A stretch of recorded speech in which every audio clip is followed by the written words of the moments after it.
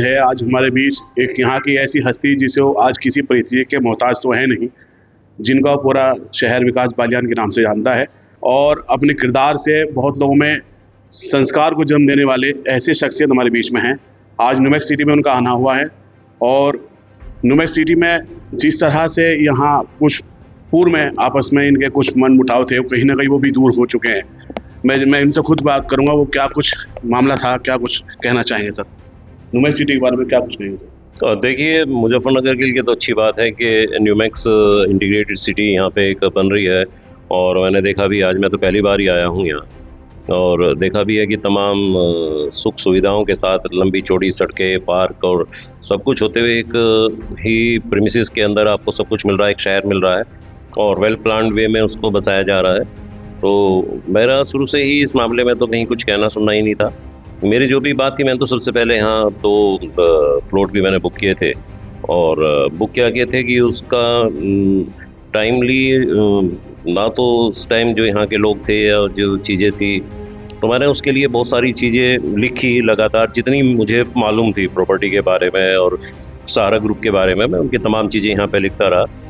उसमें चीज़ें होते होते, क्योंकि न्यूमैक्स में मैंने 2 प्लॉट बुक भी किए थे और वो वहाँ से थोड़ी चीज़ें थी कि काफ़ी कुछ हुआ और मुझे लग रहा है कि शायद लोगों को मेरे ऊपर विश्वास भी बहुत है और उससे न्यूमैक्स को नुकसान भी बहुत हुआ। उस समय बहुत ज़्यादा बिक्री भी बंद हुई, लोगों को लगा कि कोई आदमी लिख रहा है, बार बार कह रहा है, तो कहीं ना कहीं उसमें गंभीरता है। दस्तावेज आपने फिर देखे, उसके बाद वो क्या लगा सर आपने देख के? तो मैं वही बता रहा हूँ, उसके बाद मैंने कई जगह इसकी शिकायत भी की और रेरा से लेके सेबी तक और दूसरी जगह सुप्रीम कोर्ट से लेके डीएम तक।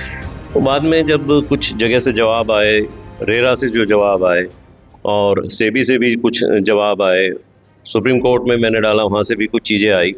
उसके बाद मुझे यहाँ से एक नोटिस गया 50 करोड़ रुपए का कि आपने हमारी प्रॉपर्टी को डिफेम किया है, उससे हमें नुकसान हुआ है, तो क्यों ना आप अगर 30 दिन के अंदर अपना जवाब देते तो आपके खिलाफ 50 करोड़ रुपए की मानहानि का। ये सब होने के बाद फिर जब इसमें गंभीरता ज़्यादा हुई, मैंने फिर अपने लीगल पैनल जो था मेरा हाई कोर्ट दिल्ली, वहाँ उनसे बातचीत की, फिर मैंने डॉक्यूमेंट्स निकलवाए। लेकिन एक ऑर्डर आया 2016, शायद जुलाई का था, 11 जुलाई 2016 का। उसमें मुझे चीज़ें क्लियर हुई कि उसके अंदर जो मैं लड़ रहा था लड़ाई, जो मेरा सब कुछ था, वो 2014 जून का ऑर्डर था और बहुत सारी उसके अंदर इस तरह की शर्तें थी। लेकिन वो ऑर्डर 2016 में जो मेरे पास नहीं था, वो मॉडिफाइड हुआ और उसमें तो फिर जब यहाँ से नोटिस गया, फिर यहाँ से चिराग मित्तल जी हैं जो एडवोकेट है, उनसे मेरी बात भी हुई, तो मैंने कहा कि आपको नोटिस नहीं देना चाहिए था। तो उन्होंने कहा नहीं, नोटिस तो चला गया है, मुकदमा करेंगे, तो आप ऐसे करें। तो उन्होंने मुझे फिर वो जवाब भेजा, तो मैंने जब वो सारा चीज़ पढ़ी, फिर मुझे लगा कि ये मेरे से चूक हो गई है। तो उसके बाद मैंने फिर कुछ जो मुजफ्फरनगर के जिम्मेदार लोग हैं, मोजिज़ लोग हैं, उनसे मैंने बातचीत भी की कि इस मामले में एक समझौता कराएं, इसमें कोई एक ऐसी चीज़ हो, क्योंकि मैं इंटीग्रेटेड सिटी के खिलाफ नहीं हूँ ना। बाद में कुछ लोग जिम्मेदार इसमें बीच में आए और उन्होंने एक आज ये मीटिंग कराई यहाँ पे, और मीटिंग कराने के बाद यही एक समझौता हुआ है कि मेरे ऊपर जो इन्होंने केस करने का दबाव मेरे ऊपर है लगातार, ये कि हाँ इसमें करेंगे, उसकी टाइम पूरा हो चुका है। तो यही हुआ है कि मेरे ऊपर केस नहीं करेंगे और मेरी तरफ से ये प्रयास किया जाएगा कि जो डिफेमेशन हुआ, जो नुकसान हुआ है, क्योंकि बुराई जल्दी चली जाती है, अच्छाई देर में जाती है। नहीं, दूसरा मैं बता रहा हूँ इसी कारण कि कई बार बहुत सारी चीज़ें ऐसी आ जाती हैं कि विकास बालियान अगर वहाँ बैठ गया, हो सकता है कोई समझौता करके आ गया हो, पैसा लेके आ गया हो, अब इसने चीज़ें वाइट नज़र आ रही हो या कुछ भी, बहुत, क्योंकि जितने लोग हैं उतनी ही बात करेंगे। मुझे खुद डिफेमेशन हुआ है इसके बाद, मैं पिछले 3 महीने से सोशल मीडिया पर एक्टिव भी नहीं हूँ, लिख भी नहीं रहा हूँ उसके बाद, क्योंकि कुछ चीज़ें गलत हो जाती हैं तो आपको उसका अनुभव करना चाहिए और उस पर प्रायश्चित भी करना चाहिए। और जब तक पूरी अगर जानकारी का अभाव कहीं रह जाता है तो उस पर ज़्यादा ऐसा भी नहीं होना चाहिए। फिर मैं सुनील गोयल जी से भी आज मिला, उनकी आंखों में मुझे थोड़ा एक भावुकपन नज़र आया, तो मुझे भी थोड़ा गिल्टी सा महसूस हुआ कि तूने कुछ गलत तो नहीं हो गया है। तो मैं कोशिश करूँगा, मैंने उनसे आश्वासन उन्हें दिया है कि मैं अपनी तरफ से कोशिश करूँगा कि जो मैं बेहतर कर सकूँ, जो हो गया तो वो ऐसे वापस तो नहीं लिया जा सकता, लेकिन और तो अब तक तो यही है, देखो आगे ये क्या बहरहाल करेंगे। जनता आपसे प्रेम भी करती है, आपको पसंद भी करती है, आपकी जो फिल्में आती हैं वो बहुत लोग चाव से देखते हैं उनको।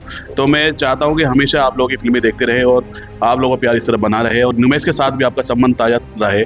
मेरे साथ एक लीगल एडवाइजर हैं सर वकील साहब, कि क्या कुछ प्रकरण था और क्या कुछ में पटापेश हो गया। जी, अब जैसे कि बता रहे हैं, इनको सारे डॉक्यूमेंट्स मिल गए हैं जो इनकी कमी थी डॉक्यूमेंट्स की 2016 के ऑर्डर की, और इनको गलती का एहसास भी हो गया है।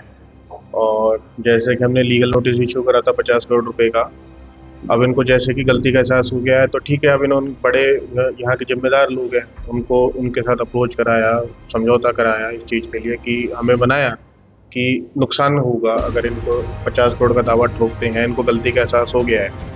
तो न्यूमैक्स ने यही डिसाइड करा, ठीक है, आगे प्रोसीड नहीं करेंगे इसको, अगर इनको अपना सब चयन हो गया, दिक्कत नहीं है। संजय जी हमारे यहाँ के डायरेक्टर हैं और काफ़ी खुशी का यहाँ इस समय माहौल देखा जा रहा है और सब लोग अपना में संतुष्ट है। और आप सर कुछ सर के लिए क्या कुछ कहेंगे? आज बहुत अच्छा लगा विकास बालियान जी यहाँ पे आए और उन्होंने साइट देखी है पूरा घूम के, और उन्होंने काफ़ी तारीफ करी है। सुनील कोहली जी से भी इनकी मुलाकात हुई है जैसा इन्होंने बताया, और आगे हम काफ़ी मिलके इनके साथ काफ़ी काम करेंगे इनके साथ मिलके। और ये सिलसिला जारी रहेगा। नुमैक्स सिटी जो उद्देश्य को लेकर काम कर रहा है वो 100% पूरा होने जा रहा है। आप आइए नुमैक्स सिटी को एक बार जरूर देखें। धन्यवाद।